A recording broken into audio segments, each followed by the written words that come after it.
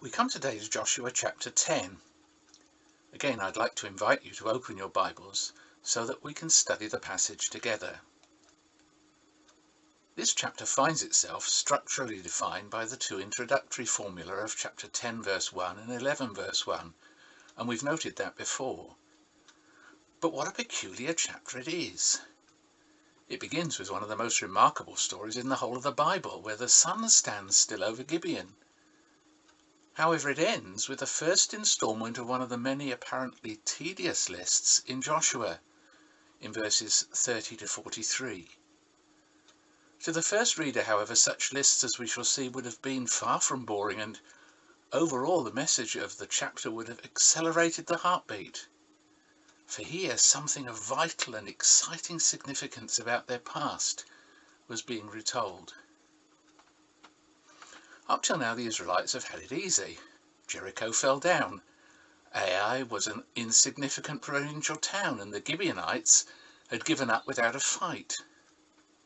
However, this has secured a wedge of territory in the middle of Canaan, and the southern cities are in danger of being isolated.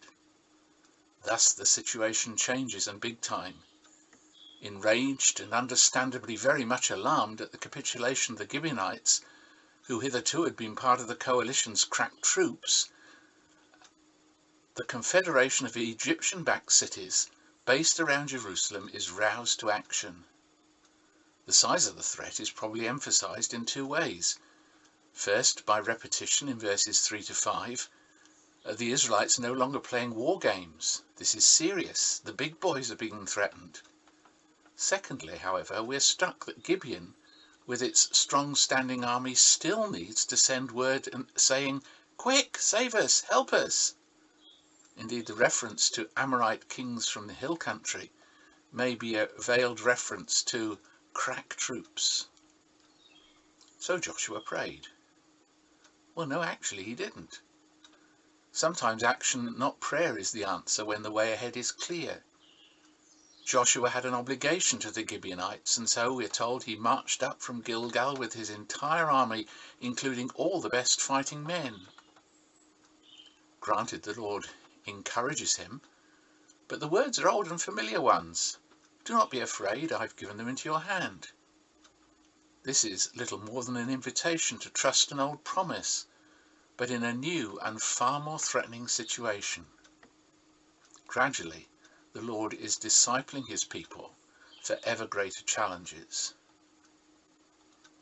The following story is well known and scarcely needs retelling.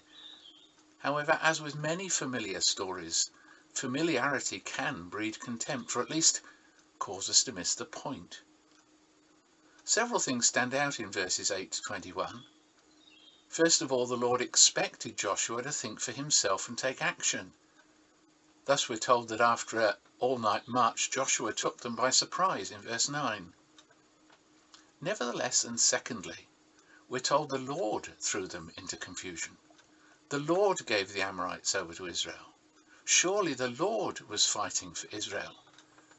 We read that in verses 10, 12 and 14. For all Joshua's efforts, and they're not minimized, they would have been in vain if the Lord was not fighting with Israel. Ai had proved that. And thirdly, while Joshua's prayer is remarkable, "Sun, stand still," verse 12, the emphasis still lies on the Lord, who is the subject of all the verbs in verses 10 to 12. Joshua's not the hero of the story, the Lord is. Finally, the victory was overwhelmingly complete, as verses 16 to 21 tell us. The insurmountable enemy and its cities were routed. Joshua, we are told, destroyed them completely. Meanwhile, the kings of the 5 confederated cities had been discovered and captured, pending the end of the battle. Afterwards, and how the author relishes repeating, the kings of Jerusalem, Hebron, Jarmuth, Lachish and Eglon, these kings, in verses 23 and 24, they are slain and left hanging on the trees until evening.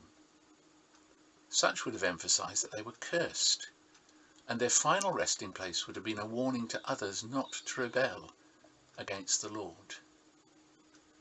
Before this, however, the leaders of Israel were called upon to put your feet on the necks of the kings, as a sort of promise that this is what the Lord will do to all the enemies you're going to fight. Hence the final verses. The victory just described was but the first of a long campaign, but one in which, as predicted, victory was succeeded by victory until Joshua subdued the whole region, as we're told in verse 40. Thus not only was the centre of the land secured, but now all the territory of the south was too, and all that was needed was for the tribes to undertake the wiping up operations. No wonder every next battle is lovingly and awesomely recorded by the author as an act of worship. Indeed, credit is given where credit is due. Joshua conquered because the Lord, the God of Israel, fought for Israel, we're told in verse 42. Thus A.W. Pink says, there's no magnifying the human instrument, no paying homage to the national hero, but instead a placing of the glory where it rightfully belongs.